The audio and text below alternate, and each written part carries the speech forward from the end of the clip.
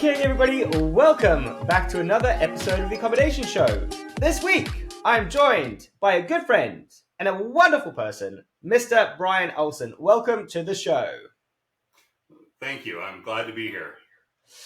I've been looking forward to doing this because we've met up at conferences over in the US, and I've followed your journey and your story. And not only do you run a really cool business, Beachcomber Holiday Homes, Beachcomber and Vacation Homes. Vacation Homes. Of course, I'm going to get it wrong on this.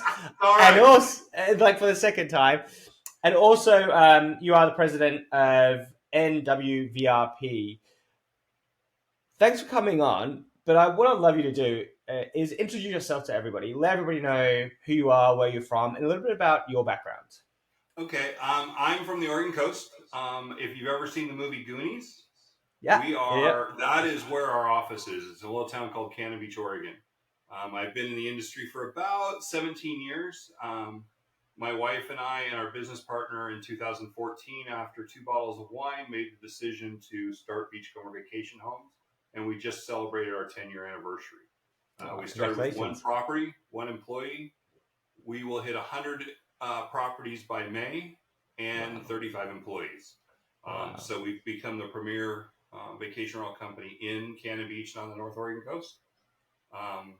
And we just have fun. We have a great team. It's like a family, and we're doing great. So that's amazing. So I mean, that story of starting off with one or two and then kind of building it up is very, very common in our industry. Yes. Succeeding isn't that easy. There's a lot of work that goes into the background to make it happen. Funnily enough, a lot of our networks and the people that we actually meet, they seem to have succeeded, and that's why they go to conferences and events, because either they're already successful or they're looking for success, and they kind of surround themselves with the same people, which kind of enables you to get there. And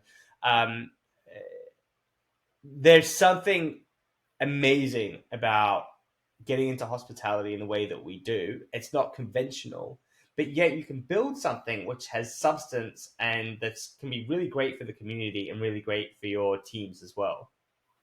Absolutely. I started actually my very first vacation rental, short-term rental experience was going from Seaside, where I grew up, to Sun River, which is in Central Oregon, when I was in the 5th grade. I remember my mom picking up the Oregonian and going through, calling a lady on the phone and saying, "Okay, I'll send you a check. Okay, I'll send you keys." But that was and we've come a long way. So Absolutely. Yeah, it's fun to watch. Yeah, no, I remember. We never did it. So I grew up in Australia, and then we moved to Europe for a few years in my sort of formative years. I was around about 10 years old.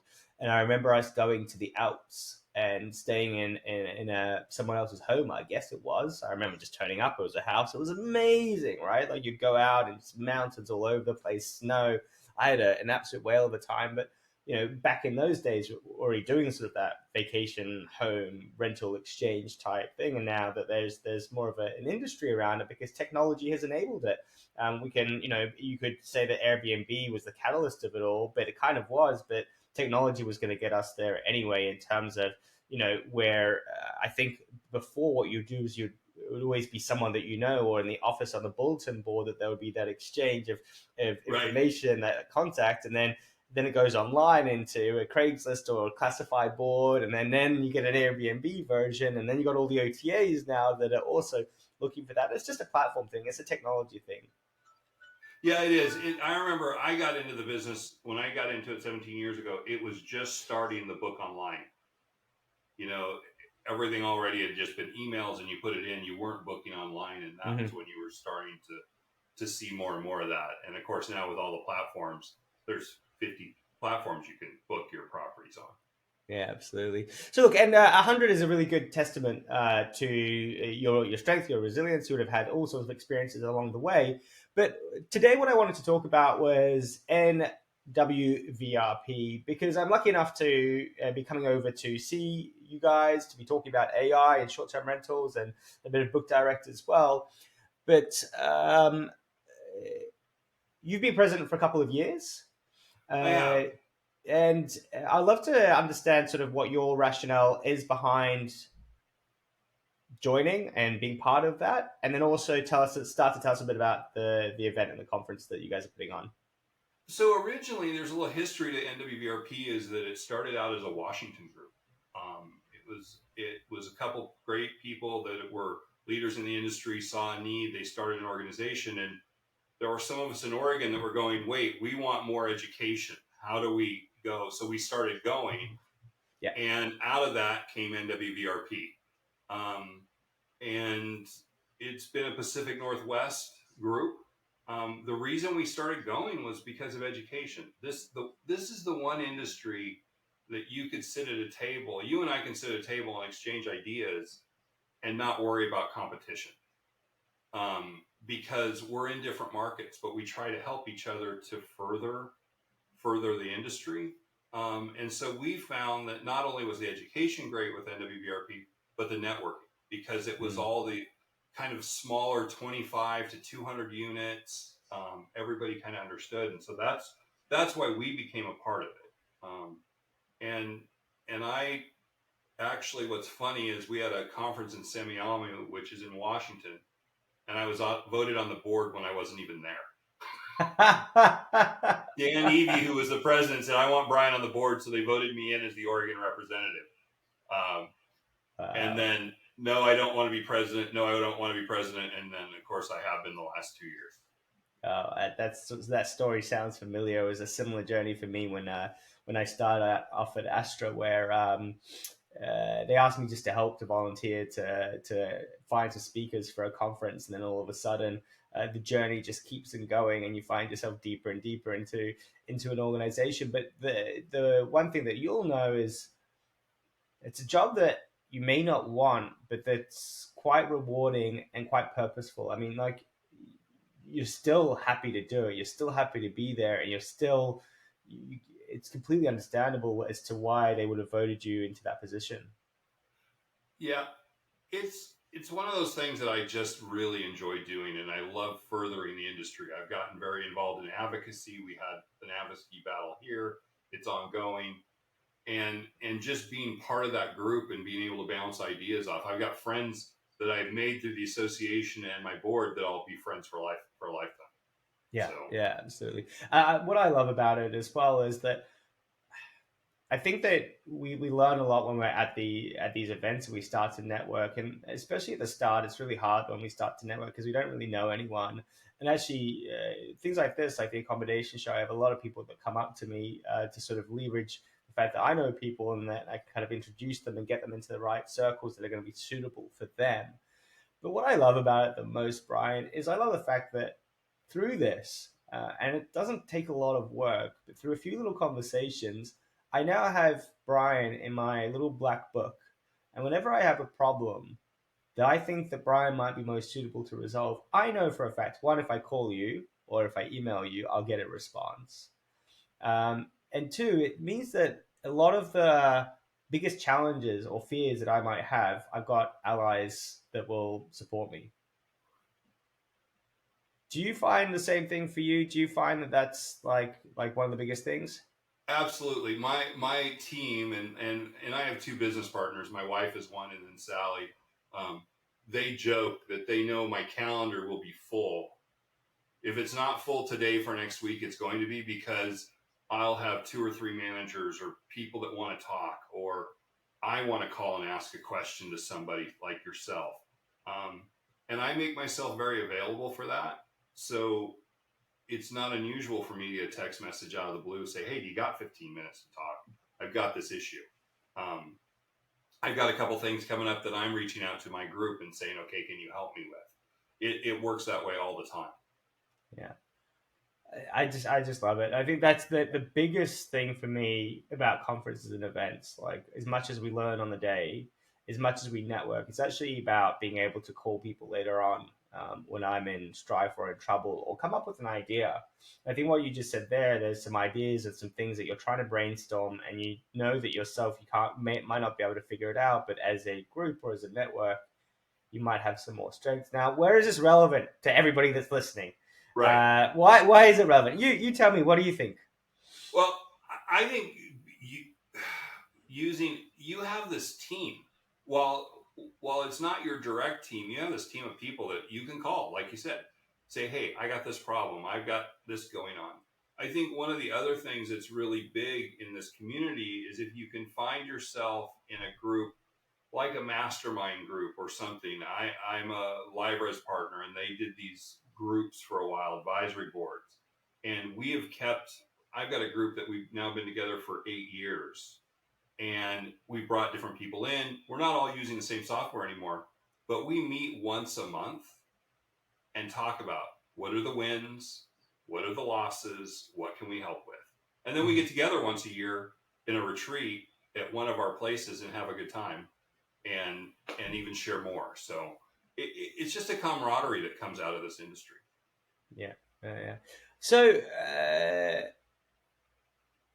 tell me a bit more about the event and the conference, because that's really why I wanted to catch up today. The main reason being is that if someone were to ask you, say, "Hey, should I go to NWVRP?"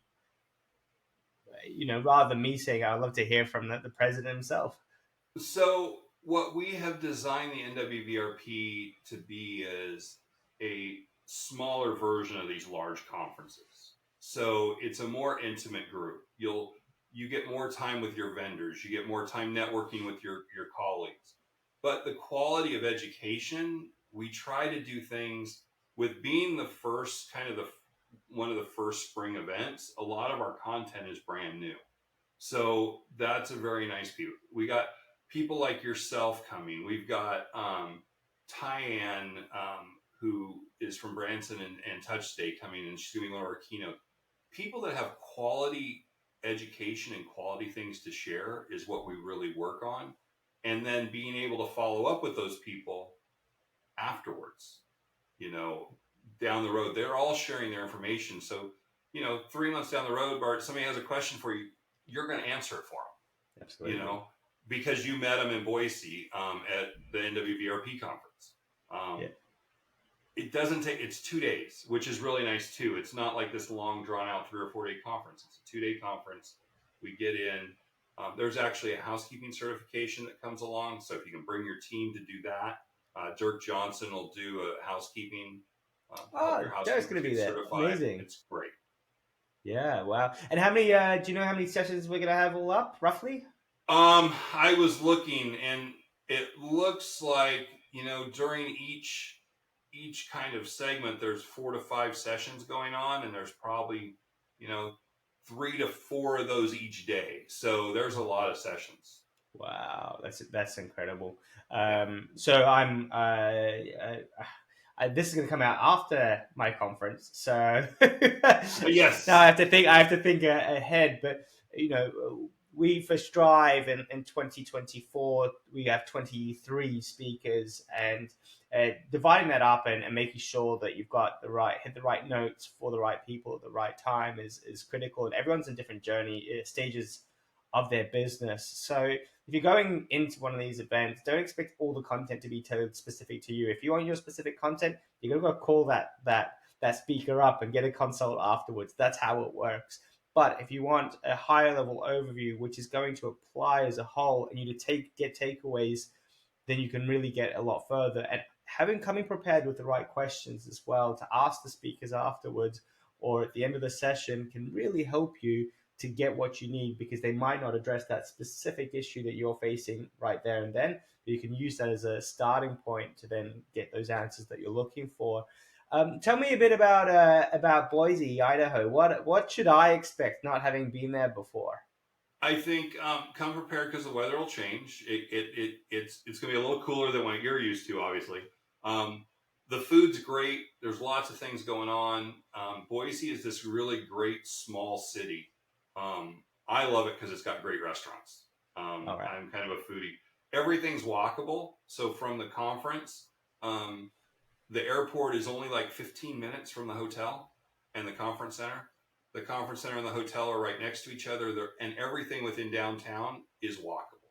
Um, Amazing. there's some great galleries, great food, all kinds of things in Boise. So Amazing. I don't think I've actually booked my flight from Calgary to Boise yet, so I'm halfway there. I think I've got Canada sorted. I've got my flights out, so I can leave, but Yep. I'm still not there. But that's amazing. So food, small town, kind of. I guess you're going to get to really feel what it's like to be in a smaller area. So for me, when I go, because we went to Vegas, we were in Miami for the Book Direct show, then we were in Orlando. So those are all great, but they're sort of like when you go to the conference, you're at the conference center, and then you've got the big city sort of there's a satellite to it, and then it's very hard to sort of mingle those two together. I imagine at a small conference, you're going to start to really get that the vibe of the city and the area. You are, and what's really fun is a lot of the vendors will end up having events at a local restaurant because it is such a small and everybody can walk. So vendors will take participants to, attendees to dinner and say, hey, why don't you come out and go to a great restaurant like Fork, or there's a restaurant there called Bacon. And yes, that's what they focus on is bacon, which is fun. So there's a Ah, lot of that. It is really a fun town. And it's yeah, fairly easy, like I said, to walk around and do things. yeah, amazing. And I don't know if you're allowed to disclose. Do you know roughly how many people we should expect? My guess is somewhere between 2 to 250 Yeah, amazing. is where we're at. That's a perfect number. Yep. Um, because the other thing is, if you have 1,000 people, you're not going to talk to them anyway. All of No. them, regardless. You only need really 100 people. Actually, we did our first drive, and it was 100, and people were just going crazy, going, "This is the best event ever." And then I still had complaints that they didn't get to talk to everybody, right? And that was Right. 100. So you get to 150, 200, then it's a bit different. But that's amazing. So we've got all sorts of sessions. Tell me a little bit. So uh, with those sessions, we've got all the kind of new content that's coming out. Obviously, you guys are pitched as a bit of a peak body, right? So you're looking after your area, your territory, being from the northwest, right? And then there are regulatory sort of issues as well. I know that in Canada, there's big issues. In Australia, we've got issues as well. How much of a focus is there going to be on regulation, compliance, as well as professionalization of the industry? So there's some interesting new things happening. So Scott Leggett, I don't know if you're familiar with Scott. He's with Not yet. Inhabit, but he is the regulatory kind of guru. When I had some problems in our area, I reached out to Scott. He helped me get lots of things done. So he'll have a session or two about how we can band together, how you make small groups and get those groups Mm. organized to get going. Um, so that is going to be good. And I missed what the second part of the question was about. What was So we're talking about regulation, but also talking about standardization and professionalization. Oh, exactly. So one of the things that we are doing is there is a group out there that is mostly RBO, rent by owners. We are going to welcome that group in because, like we said in the beginning, a lot of us start out with one or two properties and have grown and become professional. And we see that. So we're inviting that group in and going to do some sessions for them as well as the manager that's established like myself, in order to get their interest in possibly growing into a professionally managed type of organization. There's some really great people out there that do one or two units and they do a fabulous job. They're as good as a professional manager. So we want to help give them the tools to grow their businesses as well. Yeah, amazing. And then I think what I'd love to know is the crowd, the audience. Is it people going to be flying in from everywhere? It's been fun actually talking to people about your conference along the way, and I just love it as well because they're like, "Oh, I'm not going." I'm like, "I'm going," and they're like, "Okay, I'll come," which has been fantastic. But who's going to be in the room? So a lot of us are all small. It's a lot of the decision makers, which is nice in the room. So it's owners and GMs and things like that are at the top of their organizations as well as some of their other team. But it's going to be those companies that are 25 to 200. We're not talking about the big corporate Sure. conglomerate companies. It's all the mom and pops, and that's kind of where we like it to be at. So Yeah. And that's where, well, I think when I'm speaking, when I'm educating, it's all about that sort of smaller business size, and that's where my heart lies, because that's where I am as well as a business owner. I'm a small business owner Yep. trying to punch above my weight. I've got all the challenges and the number of hats that we have to wear, and you just need someone to be able to help you understand where you are coming from. What I really love, and this might be interesting for you, is that when myself and people from Australia travel to the US. And then when we're talking about property management companies and people, we go, oh, so how many properties you got? Oh, I've got a small business at 100 properties. And we kind of all look at each other like, whoa, 100? That's huge. Because they're, just proportionally, in Australia, actually, we are the third, from what I understand, we are the third largest vacation rental market in the world, right? We've got the third largest concentration of properties out there, which is great. Yeah. But I think that we're all desperate and kind of a little bit of everywhere. Whilst I think that over where you are, that there's the business side of it, the property management and that sort of thing. It's a bit better understood. But yeah, my point being is that what you deem to be small for us is quite big. Yes. Well, I remember Sally, my business partner, said when we got to 60, she was leaving, and now we're going to hit 100, and she's still here. So Yeah. it's, I mean, and it gets different. We built a 2,000 square foot laundry facility 2 years ago. Uh-huh. So I have my own laundry facility as well, which is Wow. unusual on some levels. Oh, yeah, well, yes and no. Everybody's doing it their own way, Like we've got, I got a friend of mine plus speaker at my conference, and they did the same thing where they got a huge warehouse so they could bring in all their cleaning teams and put everything together, Yep. at a massive increase of cost. But then they're like, okay, cool, we'll do that, but then we can start to grow the business into that space and into that area. So that's definitely an episode for another time, Yeah. for sure. Now, what I would like to do, just to wrap us up, I want this to kind of live forever a little bit, because I want people to get a bit of an idea as to what your organization is all about, and be it 25, 26, 27, it's going to be a similar type of journey that they'll be going on, and when they're considering whether to come, then it's the same sort of messaging. Yep.